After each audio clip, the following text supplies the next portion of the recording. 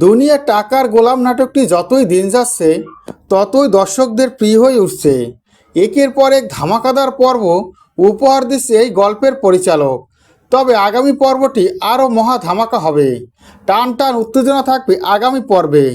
এমন একটি পর্ব আসবে কেউ কখনো ভাবতে পারেনি। এবার গল্পের মোড় ঘুরে যাবে। টান টান উত্তেজনা সেই পর্বটি আমরা দেখতে পাবো আগামী পর্বে। চলুন তাহলে সেই পর্বটি সম্পর্কে আমরা জেনে নেই। ইতিমধ্যে আমরা দেখতে পেয়েছি নাটকদের টান টান উত্তেজনা চলছে। মন্ত্রী মশার সাথে এবার গন্ডগোল লেগে গেছে শেহজাদ খানের।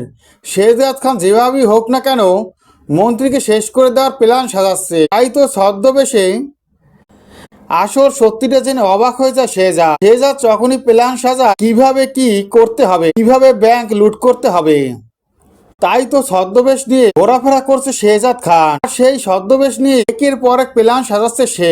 এরই মধ্যে গল্পে নতুন একটা মোড় আসতে যাচ্ছে। গল্পে হাজির হবে শেহজাদ খানের হারিয়ে যাওয়া ভাই। এমনই একটি পর্ব দেখা যাবে দুনিয়ার টাকার গোলাম নাটকে। এই নাটকটিতে ইতিমধ্যে আমরা দেখতে পেয়েছি ট্রেন থেকে নেমে পড়ে শেহজাদের হারিয়ে যাওয়া সেই ভাই নেমে একজনের পকেট মারে, যেটা দেখে অবাক হয়ে যায় সেখানে থাকা একটি লোক তাকে দেখে চিনতে পারে আর বলে, গোলাম গোলাম তুই এখানে কি করছিস? ওকে না গ্রাম থেকে শহরে আসতে আমি নিষেধ করেছিলাম। তখনই গোলাম বলে, আমি গোলাম, আমি এই শহরে কাজ করতে এসেছি। আমি দেখবো এই শহরে কেমন করে কোটিপতি হওয়া যায়। আমার হারিয়ে যাওয়া ভাই এমনকি আমার পরিবারকে আমি খুঁজবো, তাই আমি শহরে এসেছি। শুনেছি আমার ভাই নাকি দেখতে আমার মতোই হয়েছে, তাকে খুঁজে বের করব। এই কথা বলি শহরে খুঁজতে থাকে শেহজাদ খানকে। দেখতে পায় গাড়িতে করে বাড়ির ভিতরে চলে যাচ্ছে সে, তার মতো দেখতে, যেটা দেখে অবাক হয়ে যায় গোলাম।